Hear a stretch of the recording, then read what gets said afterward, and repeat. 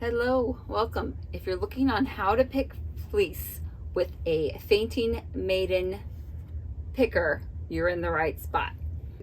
Here we have the fleece. There's some things in it. This was a fleece that I brought back from shearing school. It was it's on a meat sheep. It's got some lovely dark spots. See the dark spots? And then it really lightens up. But first we got to start with breaking it apart a little bit. And if you see any big pieces, like there's twigs and stuff in here, you can pick those out with your hands, but the little pieces should come out with the picking process. So it's just all open on this side. So it goes out for a good foot or two before it hits the wall. The guard's down on this side. All these are tight. You want to have everything tight. Locking mechanism down here. These should both be locked on each side.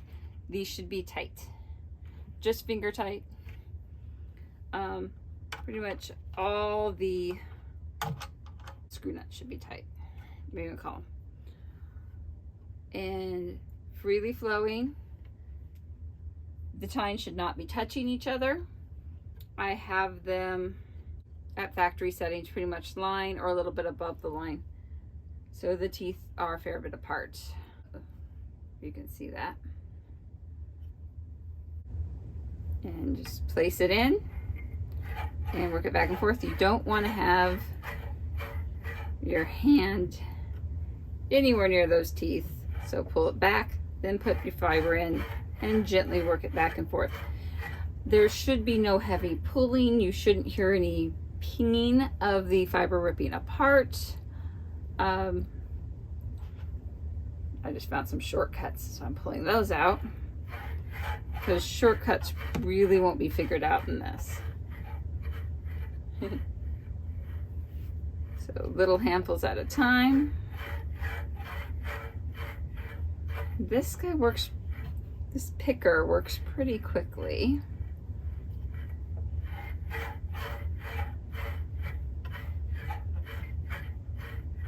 In one side, out the other. And you want to work your all the way through.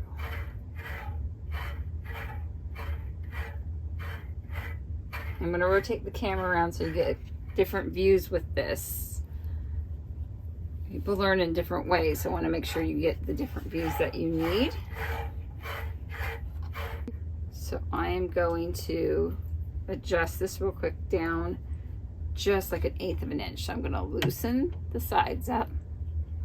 So I loosened up these, and I loosened up here on both sides. Even just loosening them, they drop just a little bit. Making sure they're pretty even distance from the top. If you need a measuring tool, do it. Make sure the blocks are square with the sides. They shouldn't be sticking out or you're not going to be level. Tighten them back up. One. Make sure we're even. Level. Tightening the two on the side first. Then the one on the top.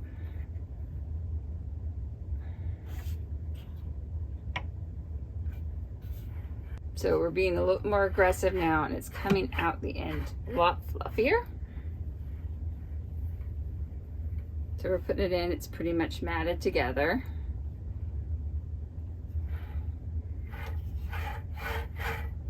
But still pulls apart free with your hand. It's not felted. It's a big difference between matted and felted. Mats come apart. Felting does not.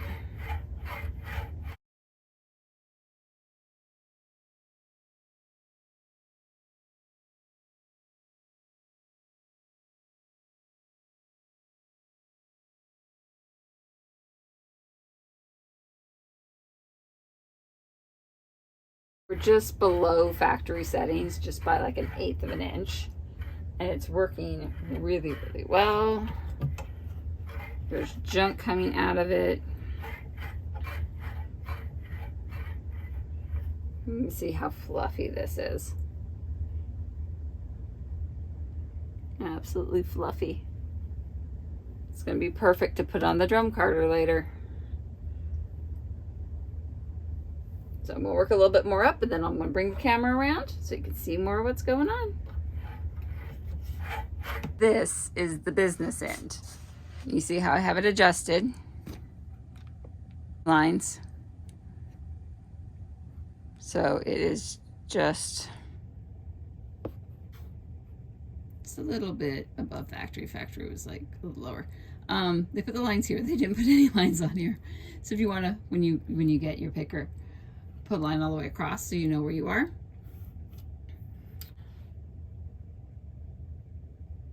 And some bits, but it is kind of, you know, matted together. You can pull it apart though. So little handful in. There we go.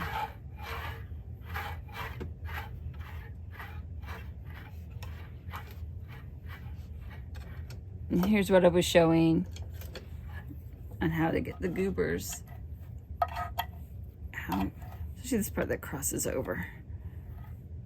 So all out with a wooden chopstick or dowel, and then you can put it back in. If you want to mix the colors a little bit more, you can throw the lighters and the darks in together again for like a second pick or a third pick, because it's really good at moving the colors through, especially with this one. Like here, this is some of the lightest bits and some of the darkest bits. So when we put them together, it is really going to mellow the dark bits out. But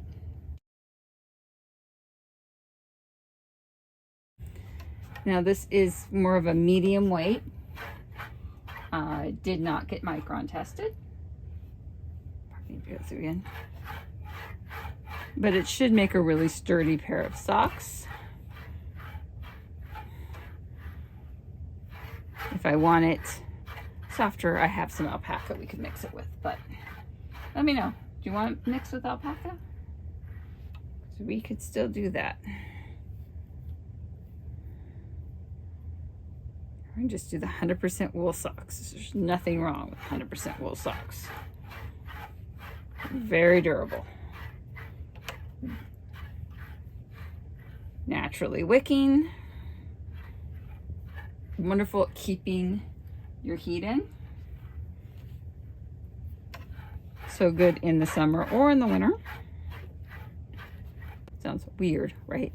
But it's really good at keeping your temperature to you and regulating your temperature more than keeping you warm.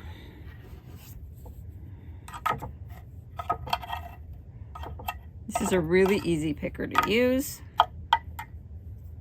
Way more fun than the box picker. No offense to the box picker. Right now, it's a great table.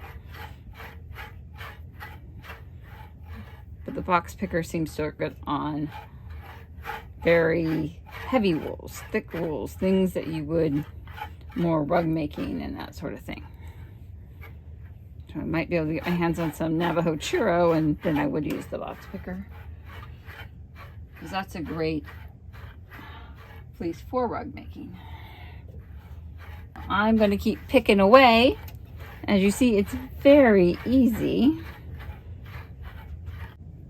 Yep, that's what we've done so far. It's going all over the place. So absolutely beautiful. So this is the BAM Fireworks Fainting Maid Mini Picker.